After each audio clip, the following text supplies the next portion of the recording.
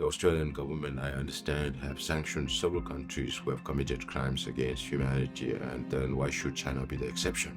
Colonial style boarding schools in Tibet, where about 1 million Tibetan children between the age of 6 to 8 are in. Now we've also found that there are another 150,000 Tibetans below the age of 6, between the age of 3 to 6, to make sure that Tibetans from as early as possible are synicized and taught how to respect the party, keep away from their language, culture. But China, knowing and understanding all the things that has taken place around the world, how people were subjected to change their customs, their way of life, and is deliberately doing it to the Tibetans inside Tibet. So this is a deliberate policy of the Chinese government to change every Tibetan into a Chinese. It's incumbent upon the countries who have had such experiences to tell Chinese government, particularly governments like Australia, China should not repeat such a mistake, because this is crime against humanity. The Australian government, I understand, have sanctioned several countries who have committed crimes against humanity, and then why should China be the exception?